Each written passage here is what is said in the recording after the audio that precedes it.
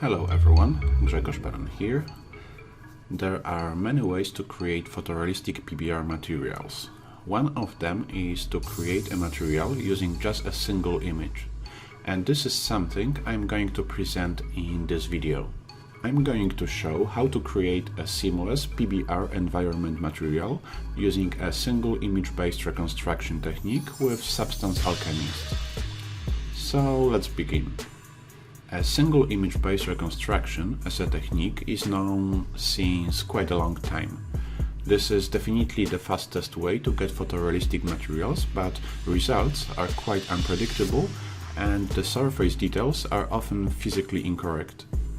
This technique works the best for simple, flat and consistent from the luminance point of view surfaces. So to reconstruct the surface information, an image needs to contain the light information.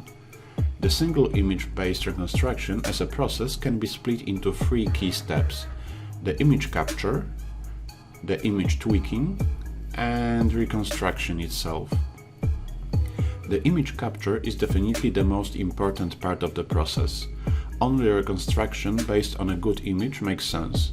The image which I consider useful for the single image-based reconstruction is the one which is taken perpendicular to the surface we want to be reconstructed. For the ground surfaces, it means that the image has to be taken with the camera facing the ground from the top. Each image should include a color checker for color calibration, as well as scale reference, which defines the area to crop later.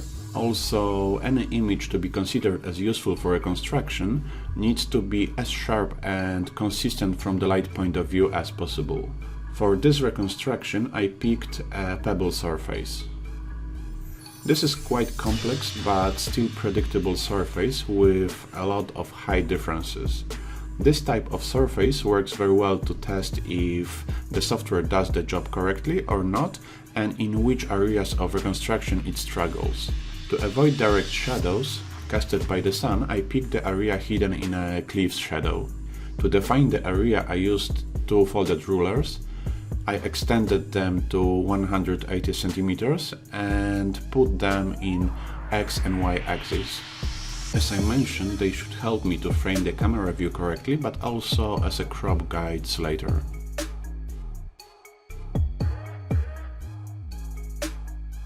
In every captured image, I included a color checker as a color reference for any future color calibration.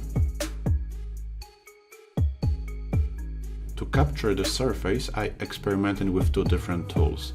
The first one was a DSLR camera kept on a fully extended monopod. I have found this technique very exhausting and very tough. It is really hard to keep a heavy camera equipped with a heavy lens stable for a while 3 meters above the ground. The toughest part was to aim the ground the way the designated area is covered and keep the camera stable when the shutter is released. Especially the camera screen from this distance is barely visible, so each shot was a guess. I was trying to compensate the camera movement by getting the f-stop to 4. In these lighting conditions, it gave me a shutter speed at 1 per 750 seconds. To release the shutter, I set 10 seconds delay timer. So every time I pressed the shutter release button on the camera, I had to pull the camera over the ground, waiting for the image to be taken. Initially, I set the focal length to 27mm and took 2 shots. They were nice and sharp, but I totally missed rulers and color checker. So I changed the focal length and took another shot with 24mm. And as you can see, I managed to get a ruler in a view, but under totally different angle. So to make sure I'm able to frame image correctly, I set the focal length as wide as my lens could, to 18mm. As I struggled to hold this camera steady so high more and more, I decided to change the aperture to 3.5. This way the shutter speed was 1 per 1000. I took 3 more shots. All were quite sharp and in decent quality, but a bit twisted. The camera I use has 24 megapixels and captures images in 6K by 4K resolution. As you can see, I wasted about 20 to 30% of space by not framing them properly. Also, shooting with 18mm of focal length brings some quite additional and noticeable perspective distortion, which has to be fixed in post-production before the image is used. The distortion results in additional data loss. So, capturing images this way for single image reconstruction, even if doable with some practice, is still quite painful in the long term. I had a few cases when I simply wasn't able to capture this way even a single image which would meet reconstruction requirements. This is why I decided to improve the process and use the drone. I took off, hover over the target area the way both rulers were in frame and took a few shots. As the wind was pushing a drone, to make sure images I capture are okay for reconstruction, I collected 7 of them. With a drone, it was a piece of cake compared to the fight I had with the monopod before. The drone is simply a flying camera, as a tool has no many limits in camera positioning. The one I use is the Mavic 2 Pro. Its camera has just 20 megapixels matrix and can capture an image in 5472 by 3648 pixels. In practice, this is about 10% less to the image I get with the Canon 80D I use. Also, I would say that the barrel distortion from Mavic 2 Pro camera is really epic. It is not even big, it's really freaking huge. To correct it in any photo editing software, we need to sacrifice another few percent of the image. But as I mentioned, the drone gives way more options for positioning the camera in space perpendicular to the captured surface. It also gives access to the surfaces I usually would not have access without 10 meters long tripod or scaffolding. Also, with a drone, I can capture areas which covers way more to just 2 square meters. I can cover entire field of grass very easily, and as you can see, it is something totally impossible with any tripod or monopod I know. Unfortunately, the drone has limits. It has more of them every day due to the law changes. In the UK, it needs to be registered. A drone operator needs to pass the drone test and pay to get a drone license. Also, to follow the law, the drone has to stay away to the buildings, people and roads.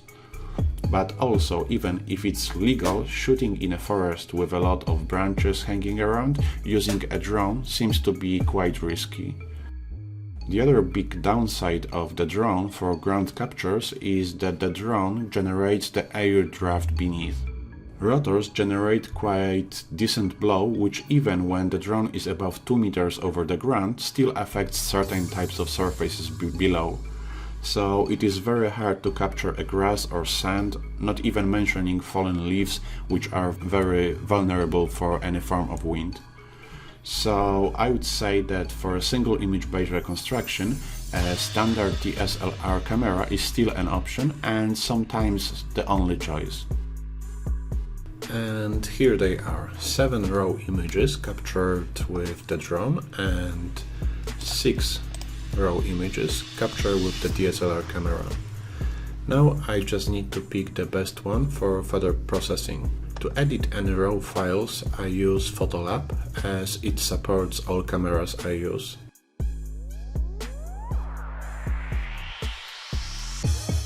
As I already mentioned, the images captured with the DSLR camera have terrible framing. I think this one maybe might work, but to compare those taken with the drone, the framing is really good. So the problem with the images taken with the drone is the barrel distortion. The distortion can be fixed easily in Photolab if we go to the bottom tab and find the geometry and simply press the distortion option, and as you can see it fixes the distortion. Just to compare, let's zoom in and see the image sharpness and details So this is the image capture with the drone. As you can see, it's pretty sharp. Let's grab another one. Yeah, it's also very sharp. I think it's a good way to see the sharpness on the ruler. This one similar, and let's jump to those taken with the DSLR camera. Those captured with the camera are definitely less sharp when compared to those captured with the drone, and definitely you can see that the graduation on those from the camera is as blurred that it's even hard to read. So the reason for that is that I wasn't able to handle camera stable over the ground.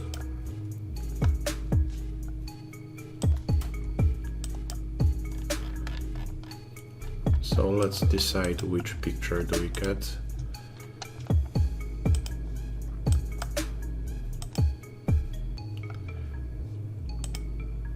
I think the best one is the one which has less space in here wasted.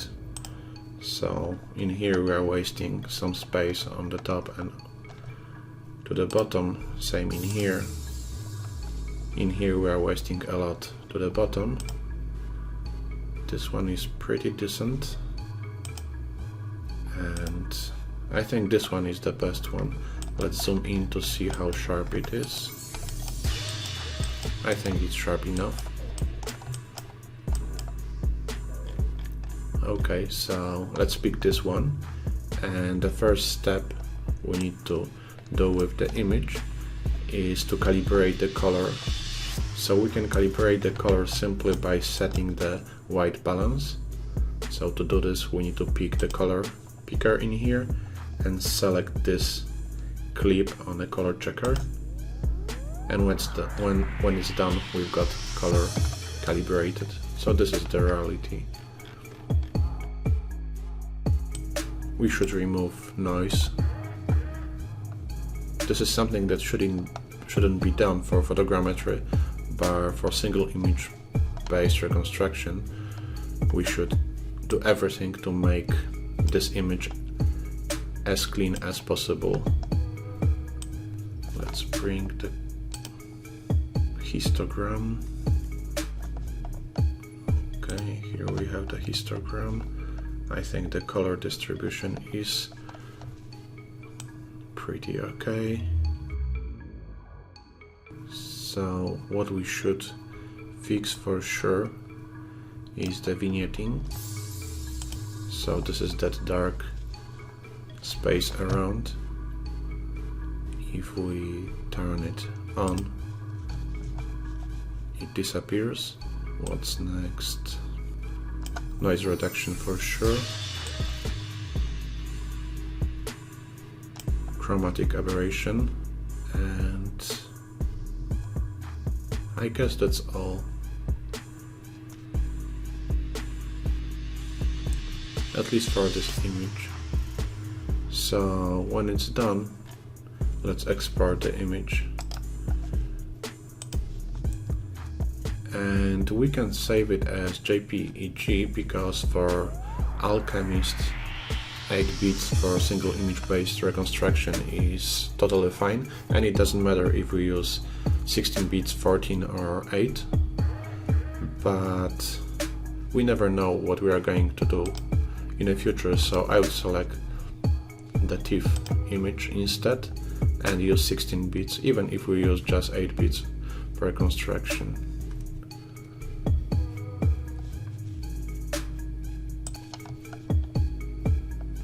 Mostly due to the prime noise removal feature active, it takes some time to bake the result, but when it is done, we are ready to move into the Alchemist.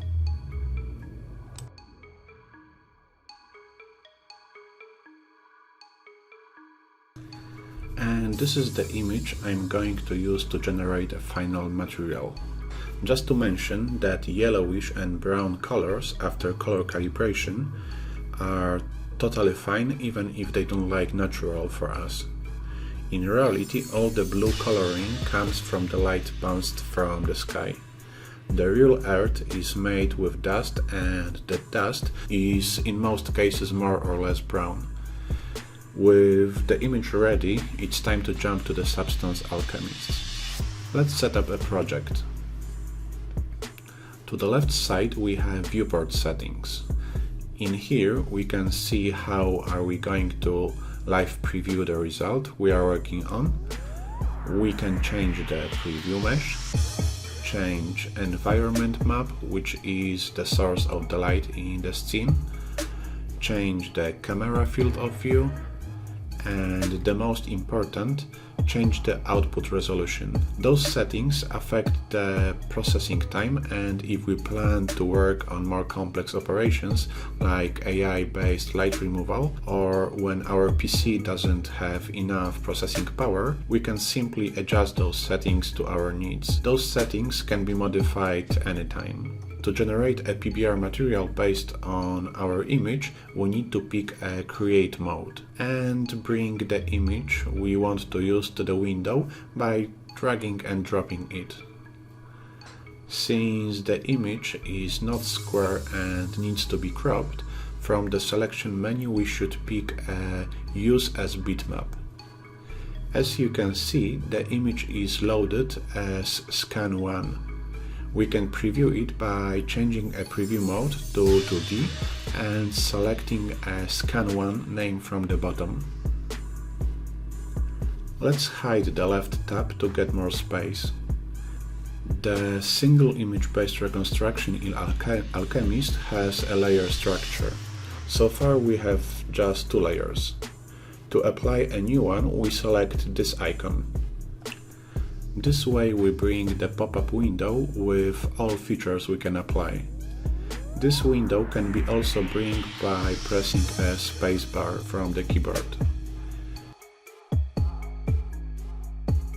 Since we need our textures to be square, we need to bring a crop node and crop the area for reconstruction. To get a live preview in 3D window of reconstructed material, we also need to bring a bitmap to material layer. As you can see, it doesn't look good yet. Let's change the preview mesh to a sphere. Now let's adjust the crop area to make sure we cover what we want to be covered. To do this, we need to activate the crop layer back.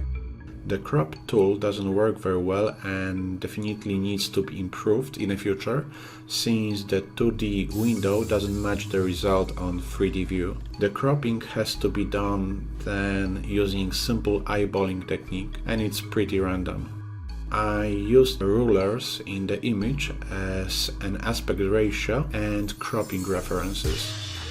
Of course, we can change the input image setting in option. Just let's do it.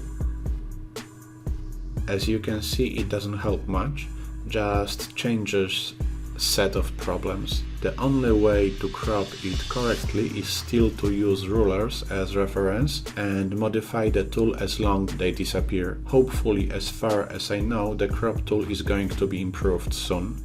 We get the access to all PBR reconstruction settings by selecting the bitmap to material layer. Since I know I captured 180 by 180 centimeters, I can set it at surface scale.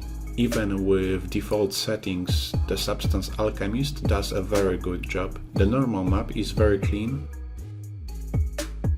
The roughness looks correct. The height map looks, in my opinion, like the one based on a 3D scan. All shapes are clean and easy to read, but as you can see, the algorithm was wrong, guessing the dark rock is deeper to where it actually is. And this is the danger of single image based reconstruction I mentioned before, the possible physical inaccuracy. Of course, it doesn't mean that the technique is useless, but it is something that is worth to keep in mind when deciding what surface we are going to reconstruct using this technique. Alchemist gives us 2 reconstruction modes. a luminance based for images like this one, captured without any direct light, and a slope based for images which contains a direct light. We can also mix both modes and balance the power of each with a slider. So far, the bitmap to material reconstruction algorithm is the best one I have seen. It is not AI based though. This is rebuilt and improved version of the old bitmap to material, and as far as I know it is procedurally based. Since the material cannot have seams to tile correctly, the next step is to remove seams. We can preview them better if we change the preview option in 3D view. The tiling can be previewed in 2D view by pressing a T like tiling. As you can see, there is a huge gradient on a height map. To remove it before we apply a tiling node, we should use a color equalizer to decrease the gradient. After applied, material looks way more consistent and should be ready to tile. To remove seams for this type of surface, we should apply a Make It Tile Advanced node. The tiling in Substance Alchemist is based on a content-aware algorithm. It is very fast and do the job, but as you can see it's a bit stupid. So it is on us to adjust the sliders until the tiling looks correct. I guess for surfaces like this one it is almost impossible and there is always going to be a glitch somewhere. But even an AI-based tiling struggles with surfaces like this one, so I would say that Substance did a really good job with it anyway. The next step is to remove any glitches and unwanted areas. To do this, Alchemist offers a tool which is called a clone patch. This tool simply crops data from one area to another one. When we press the Alt button on keyboard and select any area, the tool marks the area as the one to copy from. Next, by painting the other area, we define the space where the data should be copied. The edge transition can be modified in the edge options. Unfortunately, this is not the AI-based tool and we need to be careful what and where we paste, as it can affect the surface logic and quality. The last step we can proceed with is the lighter. This one is AI based and it needs some time to process the image. It does the job pretty well, but blurs the albedo a bit too much in my opinion. And it would be great to have a slider which gave us option to balance the lighting power. And I think that's it. The material is finished and can be exported. No matter what color depth the input image had, the output has 16 bits. Regarding to the image resolution, bear in mind that if we select the resolution higher to the cropped area, the exported textures are going to be simply interpolated up. This way we can easily lose the quality.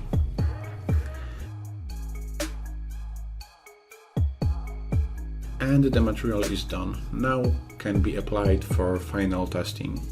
The result is very good, but isn't perfect for sure.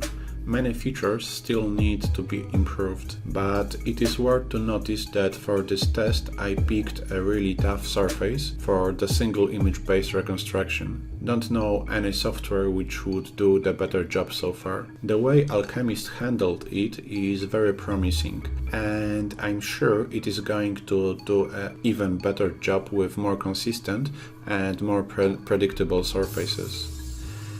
And here is the final result applied to my standard preview sphere in Marmoset toolbag. I hope someone found this video helpful.